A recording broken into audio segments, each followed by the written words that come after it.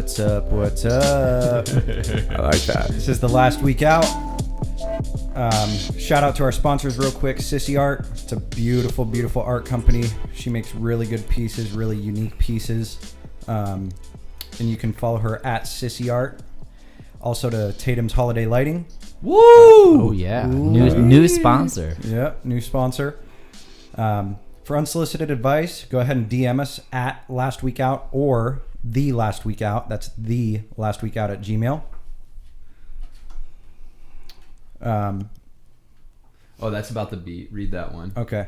And then the beat that you guys just heard that I was rudely talking over, that's by Devin J. Hancock. And you can follow him at Devin J. Hancock. Once again, just DM us for advice. My name is Nick.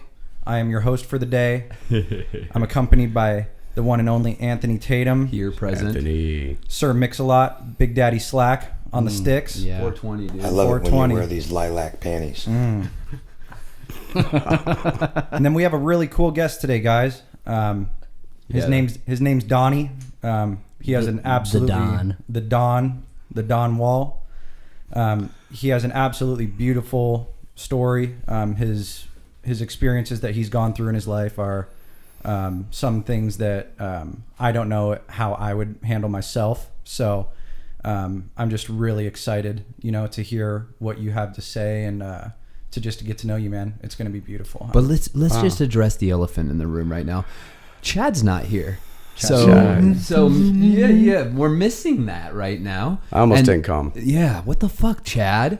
You just didn't think Dawn was important? The Dawn is here. I still smell like Similac. So Chad calls us last night and he's like, "Well, I got some things to take out. I don't worry, I got a sub." And he sent us our friend Nick, and we're like, "Oh." I'm grateful for it. Yeah, well, I mean, he's really good looking. Thanks, Donny. Put him in the fucking frame. Make sure the camera's just facing him. Chad, where you at, buddy? I want you to know, though, we're going to take this lead and we're going to do whatever the fuck we want with it.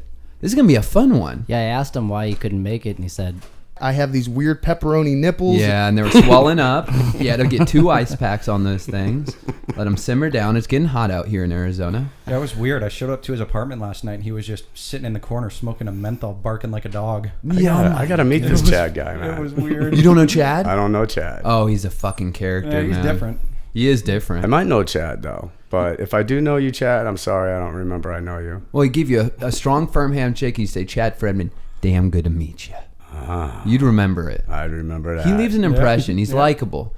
All right, so like Nick had introduced, we're here. We've got Donny. As we do every morning, we go out, we eat some breakfast, we talk. I actually met Donny a week ago, so it's kind of a small world. David had stated before I even met you that he was trying to get you on the podcast, and I had met you in passing.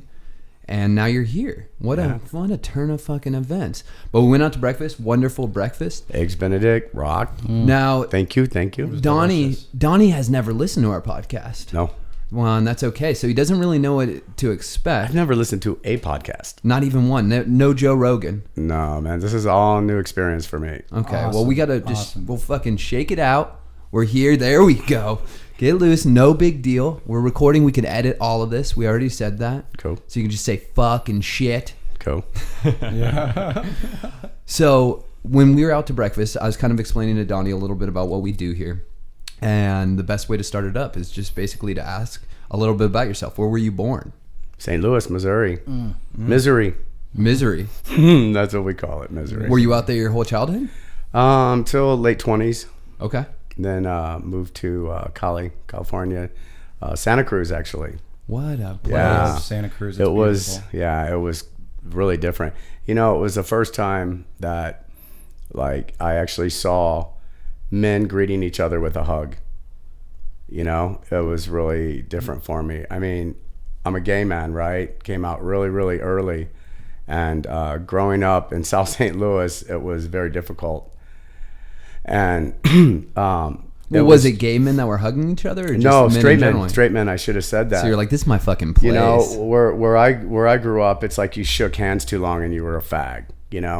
So it was really different seeing that kind of love. And well, how long? Culture shock. So you were gay? Were you gay right from the start, you knew you were gay. Oh, hell yeah. Tell me about that. Oh, yeah. Well, you know, I can remember being like a little boy even. And like you'd get the Sunday papers. And back then, you know, the Sunday papers were real thick because it had all the cartoons and all the ads and everything like that. All that stuff. The Sunday paper was how we got all of our information. You know, there was a paper weekly. Sunday was real thick. So I would be looking through the funnies and stuff like that. I was probably like 5, 6 years old, whatever. And I would get to like a Sears and Roebuck ad, and it'd be a guy modeling in his underwear. And I couldn't fucking take my eyes off of it. I was just like, kind of like you would be if you saw a girl in her bra and panties. Yeah. Right. Well, about what age? I'd really like that. I really. Yeah. Like, you know, it was early. It was like, you know, before 10, that, you know, 6, 7, 8, whatever, you know. Yeah.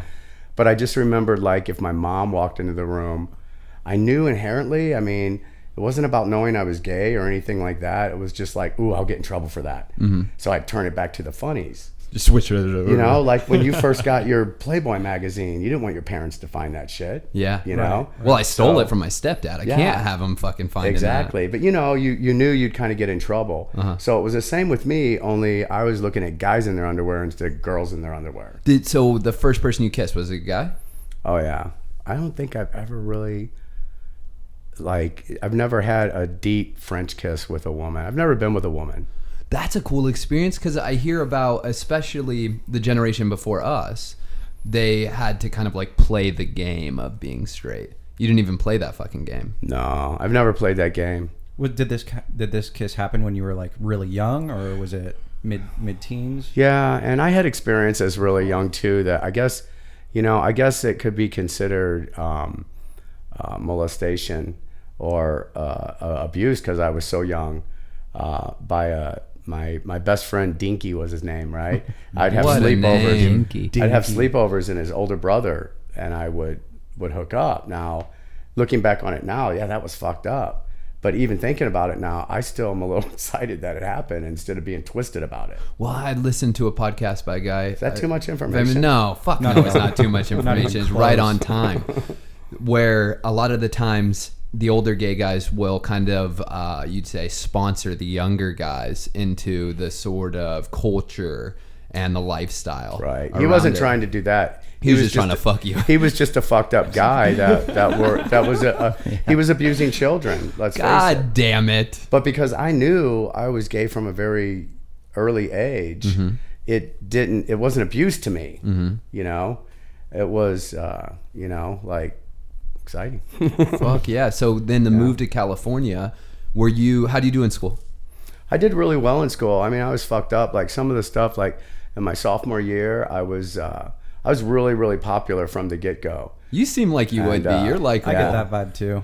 100%. You know, it was weird, just weird stuff happened, like in my freshman year, and I like excelled, and like most of my friends were like seniors and stuff. I was like, and I had a harem of girls, and I had a lot of power.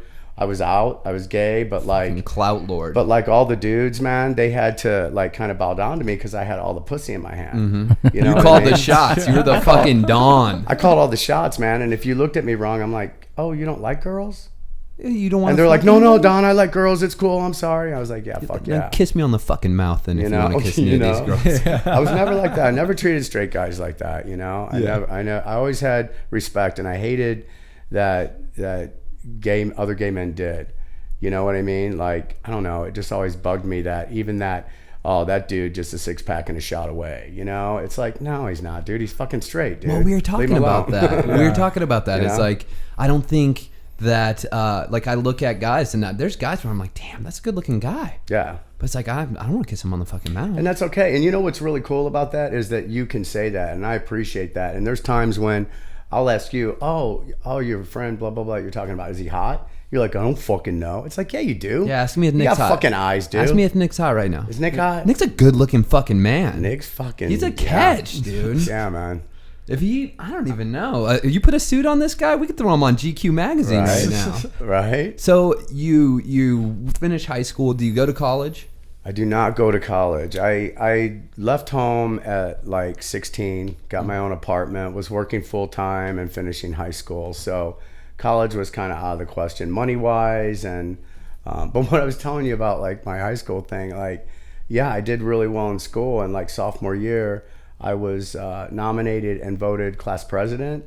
By the end of the year, they like fucking impeached me because I also sold the most weed than anybody in school. Oh man. So it was kind of like that. I was really good, but I was also fucking crazy too. The fucking Don. He was running the show. I got impeached though, man. Who fucking gets How did they get the man? mutiny going? You just didn't play the power. Start holding Right. signs up outside of your first hour class. Just getting busted, and finally they're like, "Dude, we really dig you, but you're the class president, and You got to be sneaky. you're selling weed, dude. It's not good." So what made you move to California?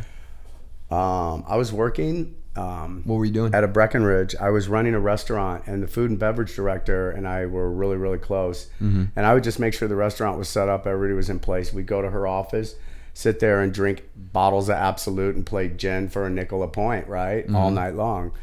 And one day she said that she got a job offer in Carmel, which is in Monterey Bay, and said that she leaves in 2 weeks. And I was devastated. I'm like, what the fuck about my life? I'm like, you know, you got to take me with you. And we just kind of laughed about it. The next day, she called me into her office and said, I took that job. I leave in 2 weeks and you're going with me. And so, boom, we were off. Nice. Yeah. Did you have a car at the time? No, fuck no. Just you. So Oh, it I was did. I comfortable. had an old beat up something. I don't know what it was. I just left it. Took the plates off. It Left might the still park. be I don't there know. wherever yeah, it's it at. might be. I don't know. I wasn't worried about it. I didn't take anything. I just took clothes and left. So you come out to California. What year is this? Fuck, I'm really bad with years, guys. Okay, ish. I guess sometime in the 90s. 90s. Okay, good. So what was really bad with California years. like back there? I was You like- said I was guys like were 20, hugging. I was like 27, 20. Yeah, it was real, especially Santa Cruz, man. I mean, it's surfer capital of the world. You know what I mean? Everyone's like cool, laid back, all that stuff. You know, everyone's a little, you know, hippie-ish still, left over from, you know, San Francisco, the 60s, Haight-Ashbury, all that. It's just a really cool, well-grounded place, you know, very spiritual. You know, what do you call the fucking stones and stuff like that? Like all the I want to call it holistic, but I don't know what you're saying. all that stuff, right? You know, Yeah. all that stuff went down, and that was all a new experience. You know, it was like wool socks and Birkenstocks. You know, type Everyone stuff, and smells like tie-dyes fucking and- patchouli and wire wrap and rocks. It was and like that. shit. And plus, what was so fucking cool about it is there's like one woman for every 10 guys there. So there were just fucking guys everywhere, and they were all fucking beautiful, dude. I mean, I was in my element, you know, Yeah. and it was cool. So were you dating? No, No, you were just a. Why not? You were just a young stud. I've never just been. I've never bachelor. been much of a dater. I don't know. I never until I've been with my partner now for September will be 28 years. Wow. And he's really the first man I ever said I love you to. And I met him in Santa Cruz. Tell me how you met him. We were at the only gay bar in downtown Santa Cruz. What was it called? Blue Lagoon. Blue Lagoon. Yeah, and I would go there and tear it up. I like to dance a lot, so and you know, then you don't dance with people, you just dance with the floor. You know what I mean? Whoever's on the floor, that's who you're dancing with, right? That's how I dance. Yeah, exactly. I'm like, get the fuck away from yeah, me. you know, like, hey, would you like to dance? That's You watch never- me dance. Yeah. So he walked in, and it was really like, it's so weird because that movie shit where like everything got in slow motion and all that, and I just fucking knew. And it's the first time anything like that had ever happened to me, and I don't really know how to define the feeling, but I knew. And he went and sat down, and I walked up and set my drink on the table, and I said, hey, I'm Donny. I said, I'm gonna go dance. I'll let you know when I'm ready to go. And he just looked at me like, whatever, dude, you know. But every time I'd come back, he was still fucking there. And we chat a little bit, and I'm like, I'll let you know when I'm ready to leave. So pretty soon it was last call. It's like, I'm ready to leave. And I took him home, and we made love. We didn't have sex. We made love. That was the first for me. I had never made love before. Yeah. And had a lot of fucking sex, though. Are you guys married? No. You guys ever talk about it? Yeah, we talked about it for 28 years, and when it finally came legal, I proposed, and he said no. What the fuck? Wait. I'm so sorry. I took a stab at the heart here. I didn't know about this. Why? You guys been together 28 years. Here's the deal, dudes. I'm early recovery.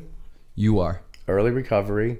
I only have 9 months. Congrats on 9 months. Congratulations. So it's amazing. it's been a long 28 years for him, and Yeah. Always been on the Donny fucking roller coaster. Yeah, You've had a right. hostage for 28 years, exactly, yeah, pretty much. And the guy's a saint, but has his shit too. But here's the deal, man, and I understood it. He pretty much said, dude, you could relapse and go out drunk driving and kill somebody, and they can come and take everything I've worked all my life for. Oh, And shit. Smart I get man. it. I get it. You proposed, like, I'm picturing right now, and I could be totally wrong about this, but you're just a goddamn degenerate in your debauchery. You come home, you guys fight, and then you just get down one knee. Like, let's lock this thing down. I love you so goddamn much. Spend the rest of my it was just something that we always talked about, and we were never like activists or anything like that. But yeah, you definitely feel, especially legalities. There's I don't know, something like 2,000 laws that straight people get benefit from when they get married that gay people don't have an opportunity for. And like I said, we were together 28 years. We should be able to have those opportunities as well. tax write-offs, things Just like that. all kinds of stuff. Just weird stuff like if I'm in a coma in ICU, he's not considered family. He can't come see me. Really? Yeah, that That's kind of shit. Fucked. Yeah, You that's know? super fucked. Sharing insurance, things like that. All kinds of crazy stuff that people just take for granted, but Yeah. it really means something, Absolutely, especially to There's that. no rights, That's your partner. That's your teammate. Yeah, but like I said, I'm not an activist, but we always kind of followed stuff like that. And whenever we would hear something, a bad story, it was like, man, that's fucked up. That's fucked up. But we were always happy and fine. We didn't get out and march for gay rights and marriage, but when it happened, I was like, fuck yeah. Really, it was about me wanting to be the most popular guy at the fucking party, dude. Yeah. I wanted to eat first. I get tired of going weddings and being at table 13 and got to wait for all these fuckers to go through the buffet before I can get up. I wanted to be the guy at the front table. A feeling of pure despair. Isn't that Yeah, we're fucked here up? for you. No, it's not. Always fucked up. always a bridesmaid, never a bride, right? Exactly. And I just wanted, I was like, this is our day, Well, So, and it's a beautiful thing. You bring all your friends together and you're there to appreciate them. I mean, I got married. My wife, she didn't convince me to get married, but she wanted to get married. And I didn't understand it Right. because I never grew up religious or anything along those lines. And I think, to a certain extent, I never had the plight to make me focus on the fact. Like I knew we could get married if we Right. wanted to. So it's like I kind of, belittled it. Who cares? We're teammates. We've been doing this together for a Right. long time.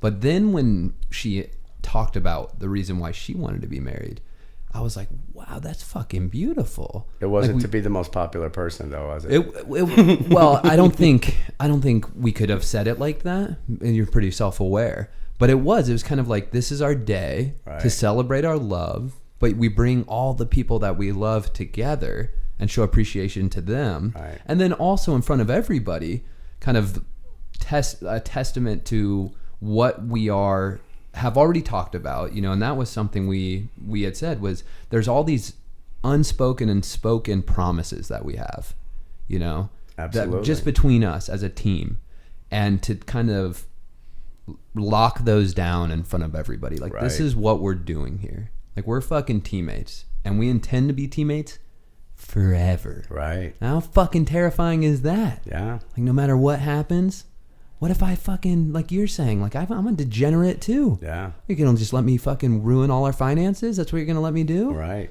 It's fucking crazy, Yeah. dude. So I totally got it. And what I came to realize is I can still have that party, man. I can still, because really it's also, like you said, it's about me wanting to give back in a large way, that huge party. And thanks for all the love and support that Brian and I have received over the years of our union, of our being together.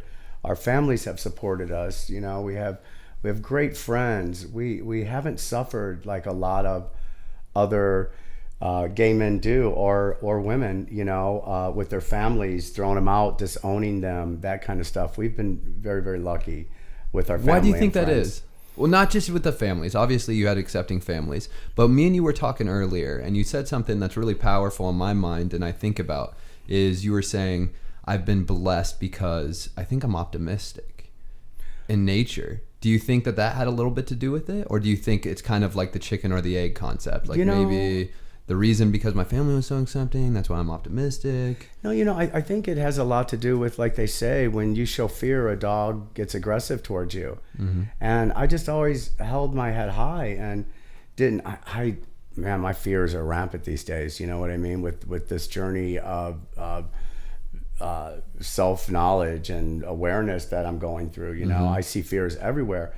But I always held my head high and didn't hide being gay. And I think, or I didn't turn the other way and shove gay down your throat. Yeah. I never believed in things like they would hold kiss-ins, they call it, at malls, and purposely make out in front of malls so that people would come with their families and have to explain a little 5-year-old, Mommy, why are those two women or why are those two men kissing? I just think that is acceptance through shock. And I disagree with that. So I've never been on that, and I've just been myself. And interesting, like I remember in high school, growing, in the 80s, it was like, especially in St. Louis, the thing was on Friday night, grab some beer, get in your pickup, and go out and find as many gay guys as you can to beat up. That was the Friday night thing to do, Who the fuck was doing that? Everybody. Yeah? I mean, it was pretty common. I know in the South, for sure. Yeah. And like in the Midwest. Yeah, and so that was the thing. And like, I had people like the varsity, the captain of the varsity football team come up to me one day and say, if anybody ever messes with you, let me know, especially anybody on my team and they're off the team. And he said, I'm one of those guys that go out and beat fags up. And he goes, after meeting you, dude, I'll never do that again. And I feel guilty as shit. And I'll never allow anybody to do that again. Yeah. And that just tells me that I was doing the right thing by just being me, not shoving it in your face, but accepting of who I was. And that transferred over to him to see me in a different light. He wasn't afraid of me anymore because it was fear and ignorance that made motherfuckers do that. Yeah.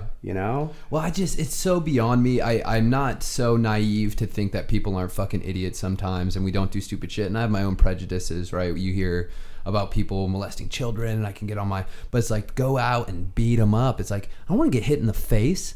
Right. It's like, what the fuck? I'm going to go out and beat someone up. That sounds fucking crazy. I can't hit somebody in the face like that. I mean, with a bat, yeah, I'll take your head off, but I'm not going to bust my knuckles up, bro, on your face, man. That's just stupid. So you met your partner. Mm-hmm. You're out in California. Mm-hmm. You're making a living. Are you still working in the service industry? Yeah, I've always been kind of in the hospitality industry. I was actually working at a golf course back then in a country club, which was kind of crazy, but because I don't play golf for shit. Did you stay locked down in California for a pretty long time? Yeah. I was in Santa Cruz for probably 6 years. And then Brian and I moved to Hawaii together. What island? We were on Oahu. Okay. He works for Charles Schwab, and he's been with them for like 26 years. So I've been with him pretty much that whole journey. And I've supported more of his career as opposed to my own, because service industry, it's like I can pick up and move and go and get another job like that in another place, type stuff. But he's had a career with Schwab, and they have moved us. He's gotten promoted and has moved us, to several states. We lived in Colorado for a while. We were in San Francisco for a while, Hawaii for a while. Yeah. So it's been really cool. And now we're here. And he does. Well, he's the Rock for he's sure. He's the Rock, man, for sure. Well, my wife, I pull my own, but Yeah, my wife's a therapist. She's stable. Been with the same one. Me, I'm liable to just be fucking right. Making dry cologne any day or fucking working in a closet and trying to just doing weird shit. I'm about to sneeze away from being on Chad's lap. That's right. You never know Chad's with not me. here. Yeah, we miss him. Okay, but here's the deal, man. With kind of that, like I was faced very early with some pretty brutal stuff that told me that I wasn't going to be alive tomorrow, and that's how I kind of lived my entire adult life. So I never worried about career and saving money and anything like that. I always just looked at it. Do I have enough money for today? Can I make it through today? Just living. And your if life the to answer fullest. was yes, I was golden. I worried about tomorrow because I didn't think I'd make it. I was diagnosed very early, like in 1982, back when HIV was gay cancer. And, it was a death sentence. I saw a lot of people die. And it was scary. We couldn't get any help. It was, the right wing, the religious crazies that had hold of the government were pretty much like, it's God's way of eliminating gay people, so let it be.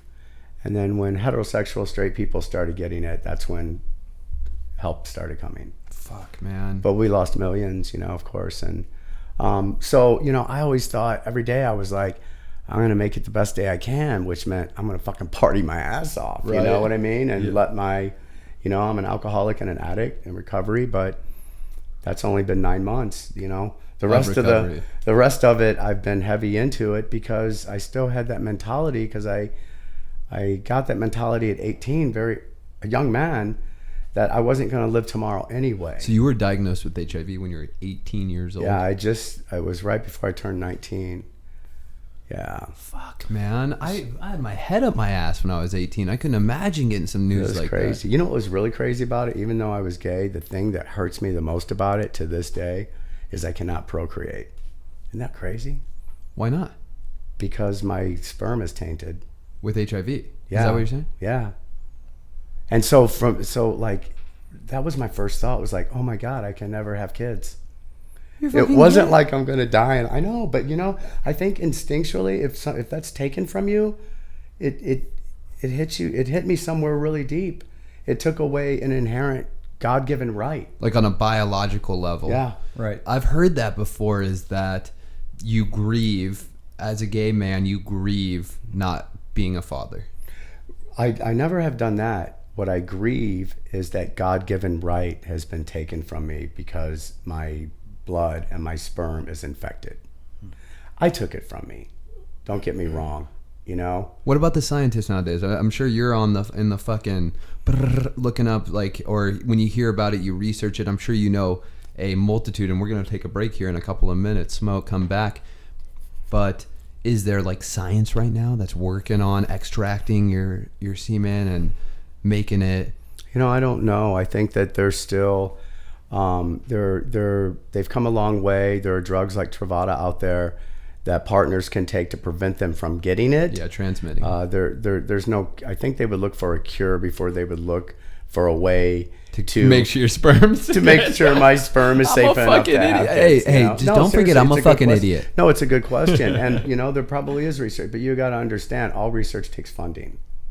Yeah. So, people are like, I'm going to fund for the cure. I'm not going to fund for Donny to be able to have clean sperm. Well, let me ask you this. Had you not contracted HIV, do you think right now obviously we're a rampant fucking alcoholic, and right. Your partner's you're on probation still on a probationary period. Probably, yeah. You'll get off probation forever, soon, though. No, you'll get off probation. Yeah, you'll get out of probation eventually. Who knows?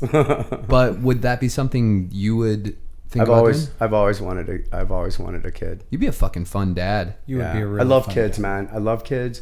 When we're at barbecues and stuff like that, the adults are at this table. Dude, I'm on the grass playing games with the kids, man. I'm sitting at the kids' table when we eat. You know what I mean? I love kids and kids love me. It's always been like that in my life. And I know I'd be a great dad because I'm a great fucking uncle, dude. So you have siblings? Yeah, I do have siblings, but I say uncle in a sense of all my friends' children's. Oh, your Uncle Kids. Don to everybody? Oh, okay. I get it. You know what I mean? Uh-huh. Like, I walk in the house and all the kids are like, Donny! I Right. love you. Okay, well, let's take a quick break. Let's come back where we were. Thank you guys so much for listening, and we'll be right back. It's awesome, guys. Yeah.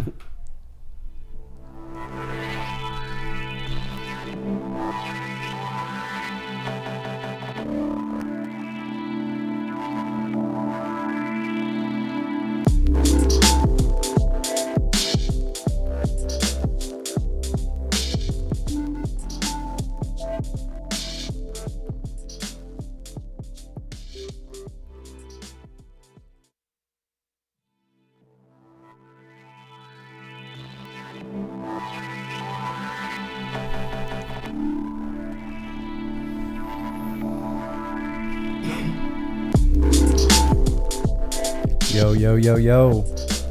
We are back. Last Week Out is back. Thanks again, Donny, for coming by. You're welcome. Appreciate it.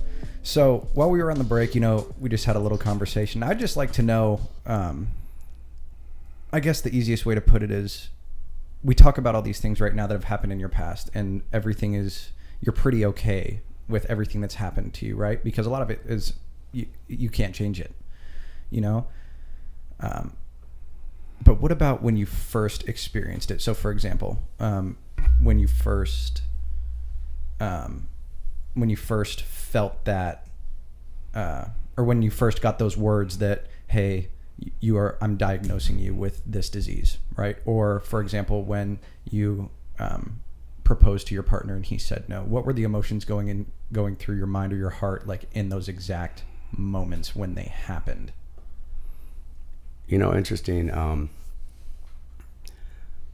When my buddy Nick, interesting your name, called me and said that he was in the hospital dying of AIDS, which was so foreign still, such a new thing, and that I need to get to a doctor, and did it right away and found out I was HIV positive.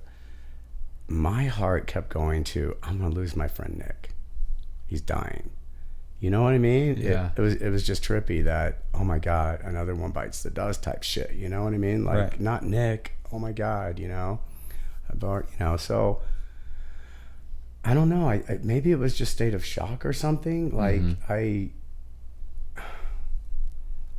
it didn't surprise me or something for some reason. Like maybe it was a ticket to, now I can be as crazy as I fucking have always wanted to be. Yeah, you know what I mean? dude. That's like, how I would take it, probably. Yeah, like who's gonna fucking fault me for that, man? Right. Yeah, it's a free pass. It's a free pass. I'm gonna be dead tomorrow anyway. Well, all of a sudden, months passed and a year, and then it's like, well, dude, if I make it till I'm 30, man, that's it. Then God can take me. 30 is a goal. I started having goals in age, and even though I didn't have a lot of ambition and goals like I want this and that, or this job or that job, or a house or relationship or all that by a certain age, I just wanted life by a certain age.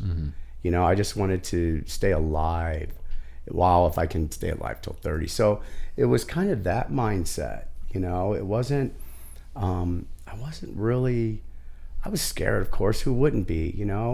There was a lot of guilt that I was still alive, and I was watching friends die, like beautiful men, with perfect, beautiful bodies that were just skeletons and dead in months, and watching them so swiftly, just fade away. And here I was not.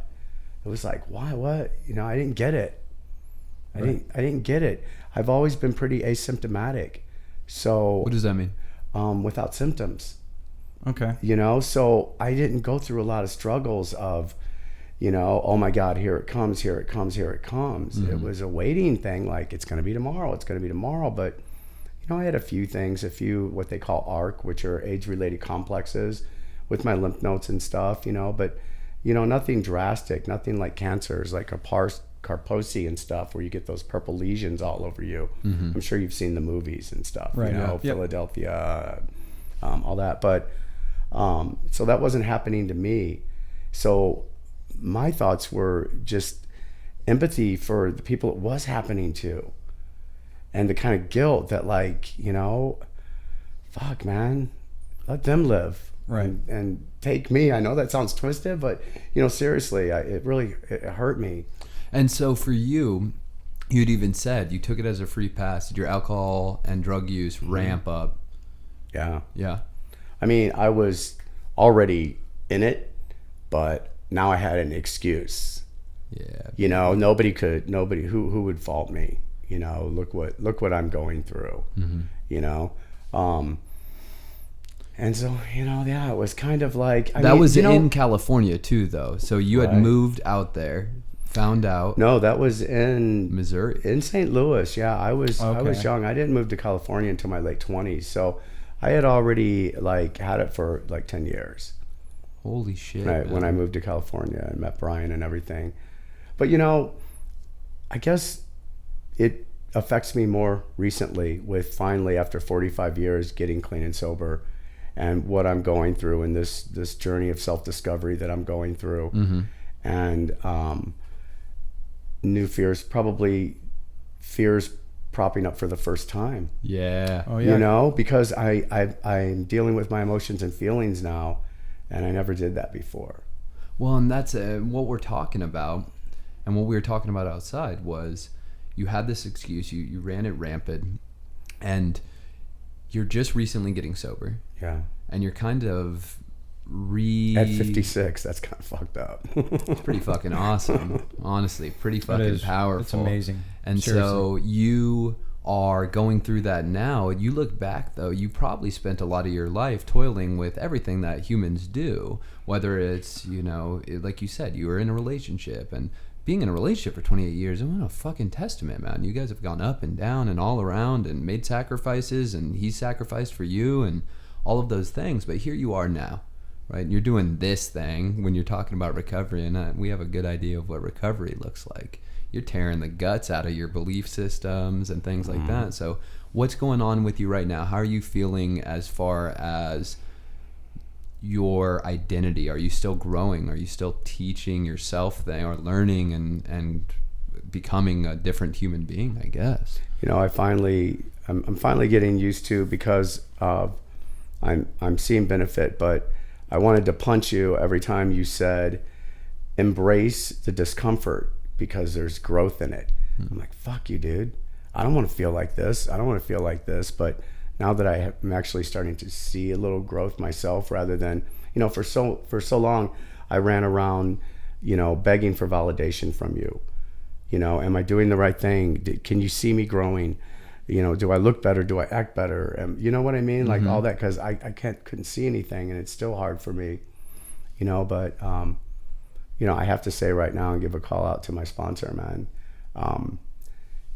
He might not be the best sponsor in the world, but he is the best sponsor in the world for me. Right. I think that it's God-given that he's my sponsor. Some grace. Yeah, man. I mean, so he's helped me a lot with stuff like that, like learning how to find validation within, because some of the things that he's told me, it's like, you can seek these things from humans. Mm-hmm. You can go out and get that. I can give you a pat on the back every day, Donnie, but 5 minutes later, you're going to be wanting another one and another one and another one. And you have to learn how to find that within yourself, because that's a shit that lasts forever. It's not gone in 5 minutes. Oh, and I think the ego is such a powerful thing, especially for people, whether it's early recovery or just some powerful, impactful episode that's happened in people's life. Is a lot of times we use our society as kind of a soundboard. Am I doing right? Is this, if people respond and they're like, yeah, no, you fucking suck. You're like, okay, I need to change this up a little bit. I don't want that. Really people say things like, I don't give a fuck what people think. I'm like, you're a fucking liar. That's what you do. I think that people that sit and say, I'm at a point that what you think of me is none of my business, and I don't give a fuck what people think. You know what that is? They wouldn't be saying it if they didn't give a fuck what you think, because they're saying it to you to see what you think. Well, and yeah, exactly. I mean, what the fuck? You want that to land on me. That's how you want me to perceive you. So for you, this new experience and this new ego is like you had even said, I don't think it's wrong to want to be the center of attention. I think that's fucking great. God put that in your life, or, you're biologically built regardless of your beliefs. And for you enjoy to, make people happy. You seem like you're a cheerful guy. And now in recovery, what I have seen is that people start to really push on you the fact that it's about others. Like, if you can just use this ego, like you want to go out and save the fucking world, awesome, dude. Go get on that ego train. At least it'll be a little bit helpful for a little while. Right. And then you'll probably have to turn back in and do some inside work, because you'll realize, this is tiring and unfulfilling and I'm doing it for the wrong reasons. But for you right now, with your story about contracting HIV when you're 18, in the fucking era when it was, what do you call it? Gay cancer. Gay fucking cancer. And God's way of eliminating homosexuals from the face of the earth. Jesus Everyone Christ. was like, fuck yeah. Wow. Can you imagine people saying that about heroin right now? Like, yeah, heroin is the way to I'm sure people think like that. Yeah. God probably created fentanyl so that addicts would die quicker. Oh my goodness. I'm sure people fucking think like that, man. You know, I heard something not too long ago that just with regards to growth and everything like that really like rang with me. And it was actually on YouTube, and it was a video, and it was Les Brown. I don't know if any of you guys know him. Big time motivational speaker. And he said, and I'm not very religious at all, right? I have my own beliefs and things like that. But he said, why are known hells preferable to strange heavens? Right? Wow. Yeah. Right? You on that one. Yeah. Fuck yeah, man. Sit with that. So like, and I could directly relate to that because obviously I've had drug and alcohol issues myself in the past, and it took me a long time to finally get help for them. So like, I can relate with what you're saying with regards to, you know, this journey of self-discovery and these things that you're doing, and like how maybe in your eyes it took, you know, quite a long time to start that journey or to find your way into it. But at the end of the day, it's just all part of the plan. You know what I mean?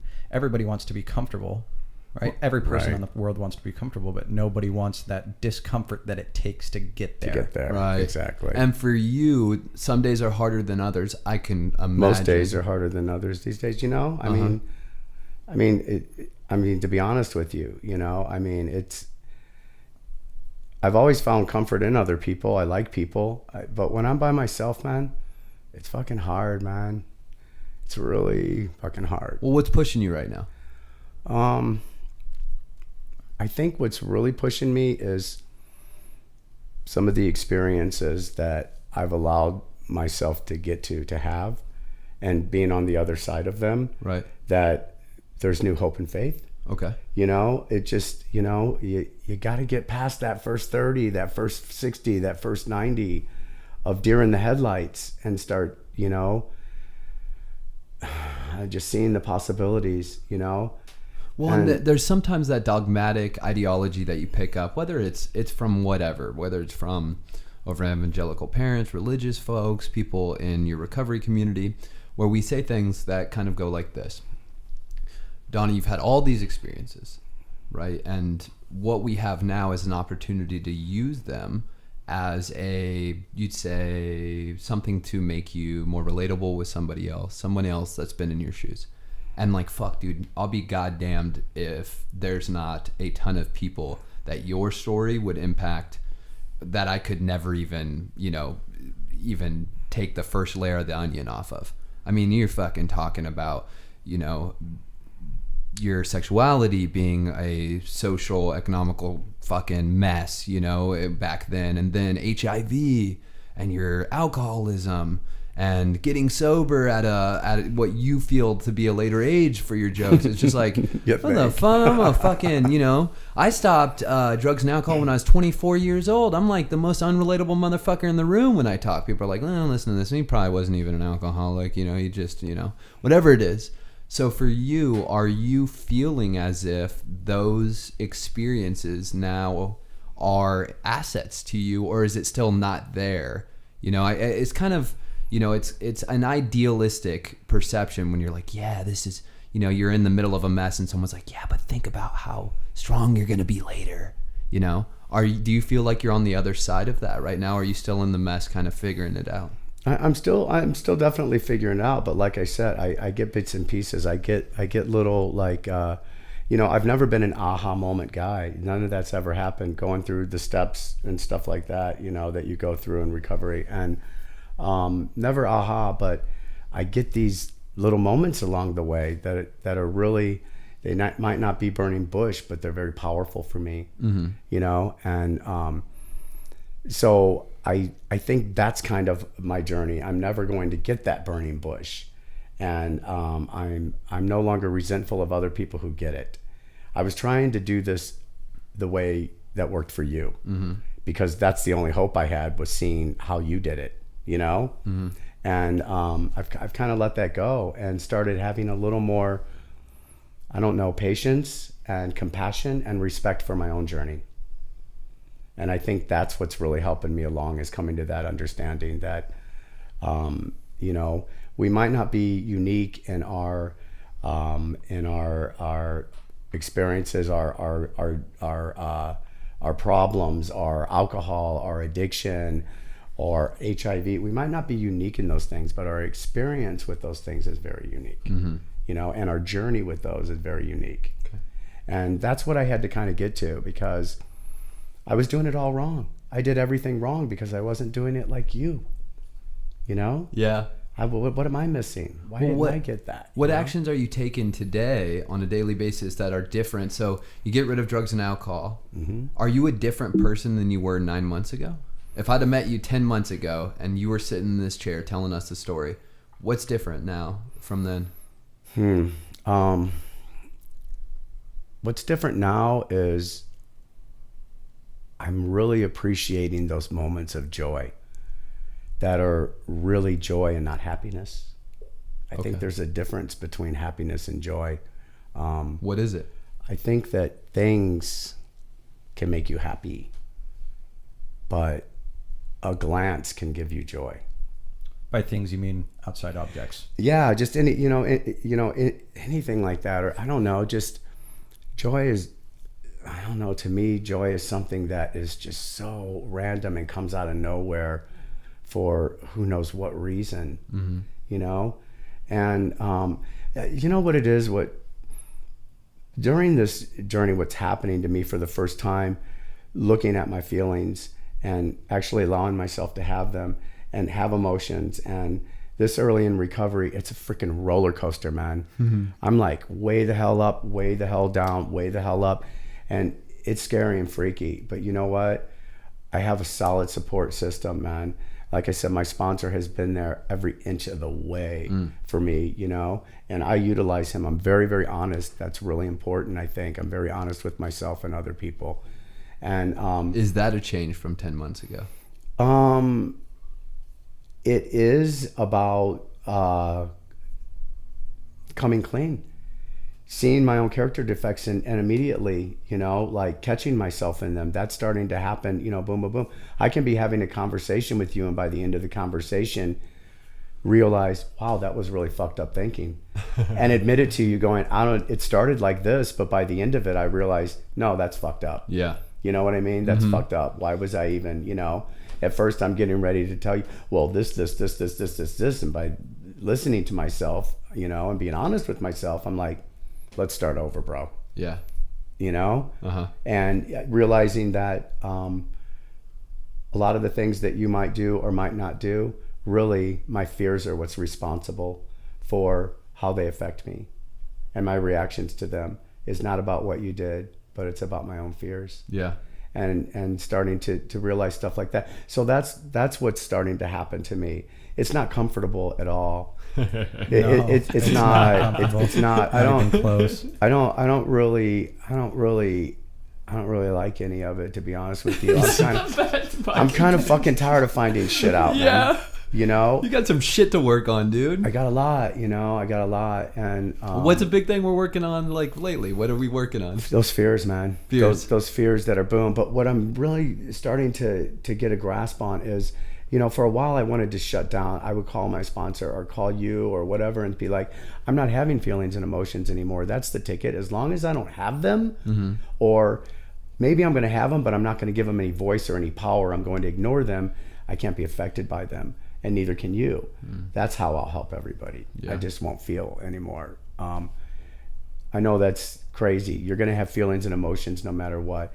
What I'm learning to do is still have those feelings, have those emotions, realize that they're normal, and realize that I can express them and I can share them, but I have to learn how to do it without getting emotional. Yeah, and being a dick. You know, so expressing my emotions without becoming emotional, that's been a real key thing for me right now. Yeah, learning how to process what is happening like around you or what you're experiencing, like learning how to process that in like the healthiest way that you can without losing my shit over everything, man. Right. Well, and it's a great thing. It's kind of the reason why we started even this podcast was we had a soundboard of people that we could have these conversations with. And I can say some fucking regrettable things to my friends, man, which is a beautiful thing, because I will, and I do say regrettable shit because I process. I don't know what the fuck I'm talking about. I just run off the fucking neck. Human, right? We're human, right? And this community, it's a recovery community, or just, you know, optimistic, loving, compassionate human beings that we surround ourselves with,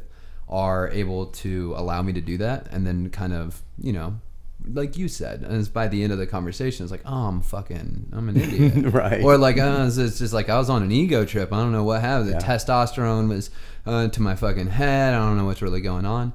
And you had talked about joy and happiness. And I know for me today, and I'm in this area of my life where I'm figuring things out. I mean, I'm 31, got my wife, got my house, have a baby on the way. Just weird things are going on in my life, and I look at happiness and I look back on it, and for me, happiness isn't it's I can materialize it at times. I can place myself in positions to probably be more happy, but for me, what's the goal is creating more purpose and more responsibility, because for me, I've come to find that life is just beating the fucking shit out of me, and that 100%. I want to be happy. That would be a great byproduct of, you know, fade, I would assume, but there's a lot of purpose in my life today as a result of the things that I've been through, and this isn't something that I can hold and bring into every moment of my life. In the morning when I wake up, if it's a good morning, and it was not this morning, I did not wake up and aim my intentions properly,